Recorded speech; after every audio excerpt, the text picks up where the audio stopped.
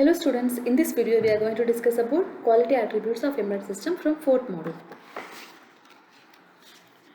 Quality attributes, they are the non-functional system requirements which need to be documented properly during the design of all embedded system device. The various quality attributes which are need to be addressed during the design of embedded system design can be classified into two types: operational quality attributes and non-operational quality attributes. In this video we are going to discuss about operational quality attributes only. So operational quality attributes, they are related to operation or functioning of embedded system. They describe the operation of embedded system and also the factor which are affecting the quality of embedded systems. Okay, there are 6 operational quality attributes. They are response, throughput, reliability, maintainability, security and safety. We'll see about all. First one is response. Response is a measure of quickness of the system.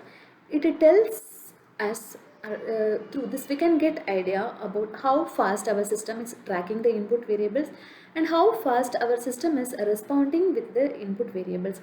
We know that most of the embedded system device which are involved in real-time applications demand fast responses. In that kind of applications, this response factor is very much required. Second one is throughput. Throughput deals with the efficiency of the system. It can be defined as the rate of production or process over a stated period of time. This throughput can be measured by benchmark. Third one is reliability. Reliability is a measure of how much percentage you rely upon the proper functioning of the system.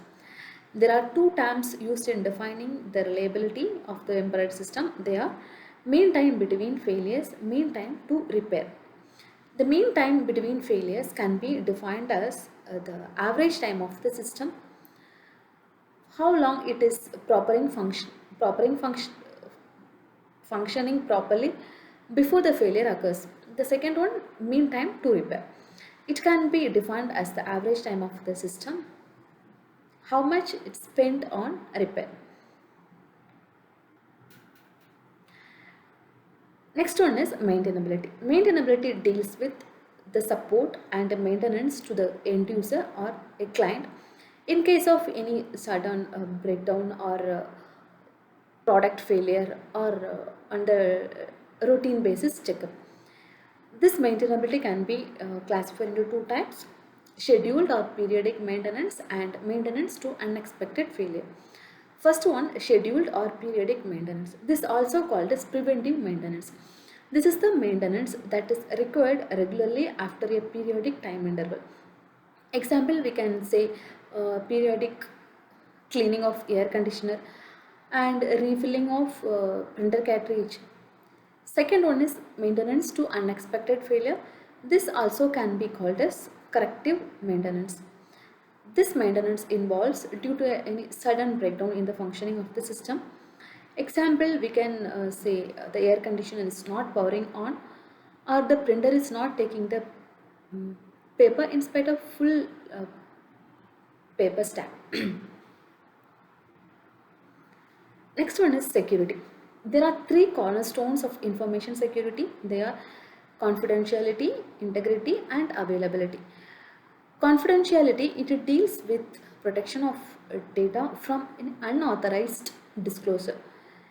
Second one, integrity. Integrity, it deals with the protection of data from unauthorized modification. Third one, availability. It protects the user data from unauthorized user. Okay. So all the embedded systems which are involved in security purpose should make sure that they conform to the security measures. Okay. Example, we can say an electronic safety depositor lock. So here all the 3 corners of stones information security should be conformed before the security electronic safety depositor locker came into the market. Next one is safety. Safety deals with the possible damage that can happen to the operating person and environment due to the sudden breakdown of the system or emission of any hazardous material from the embedded product. So here safety analysis is must on product engineering to evaluate the damage that can happen due to the uh, failure of the product, or or to determine the best action plan to be taken place when the failure can happen, to bring down the consequences of damage to the acceptable level. Okay, so in this video we have seen about the operation quality attributes.